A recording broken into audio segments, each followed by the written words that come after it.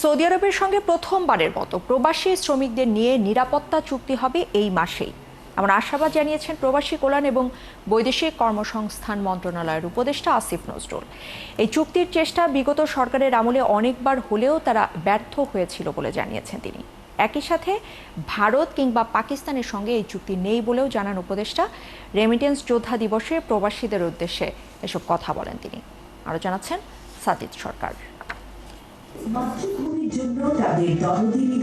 স্বৈরাচার আওয়ামী সরকারের বিরুদ্ধে জুলাই মাসে শিক্ষার্থী আন্দোলন যখন তুঙ্গে, সে সময় প্রবাসে বসেছিলেন না রেমিটেন্স যোদ্ধারাও। জুলাই আন্দোলনের সমর্থনে প্রবাসে প্রতিবাদে সামিল হওয়ায় 188 জন বন্দী আর নির্যাতনের শিকার হয় আরব আমিরাতে। পরে অন্তর্বর্তী সরকারের প্রধান উপদেষ্টা তাদেরকে উদ্ধার করে সসম্মানে ফিরিয়ে আনেন। শনিবার রেমিটেন্স যোদ্ধা দিবস উপলক্ষে 176 জন রেমিটেন্স যোদ্ধাদের বিশেষ সম্মাননা দেয় প্রবাসী কল্যাণ ও বৈদেশিক মন্ত্রণালয়। অনুষ্ঠানে প্রবাসের সেই ভয়াবহ ঘটনার সম্মুখীন হওয়া যোদ্ধারাও তুলে ধরেন তিক্ত সেই অভিজ্ঞতা আর কষ্টের কথা।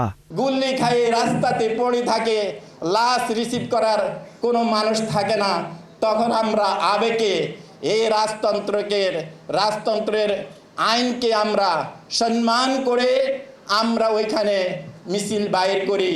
দেশে ফিরে আসতে পেরেছি, কিন্তু একই মামলায় বিভিন্ন সময়ে আরো 26 জন গ্রেপ্তার হয়ে এখনো বন্দী আছেন। প্রবাসী কল্যাণ ও বৈদেশিক কর্মসংস্থান মন্ত্রণালয়ের উপদেষ্টা আসিফ নজরুল রেমিটেন্স যোদ্ধাদের আশ্বস্ত করে বলেন, প্রবাসীদের জন্য এই সরকার ভালো কিছু উপহার দেওয়ার চেষ্টা করছে। এই সরকার চলে যাওয়ার আগে কিছু জিনিস অন্তত বাস্তবায়ন করে যাব।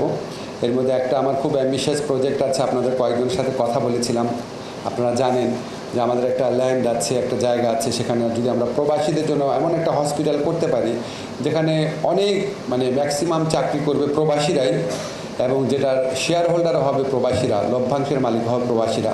মালয়েশিয়ায় গত বছর বিমান টিকিট এবং ভিসা থাকা সত্ত্বেও যেতে না পারা কর্মীদের পাঠানোর প্রক্রিয়া শুরু হয়েছে বলেও জানান প্রবাসী কল্যাণ উপদেষ্টা। আরও ভালো জায়গায় চাকরি করতে যেতে পারবেন। সাজিদ সরকার, 71, ঢাকা।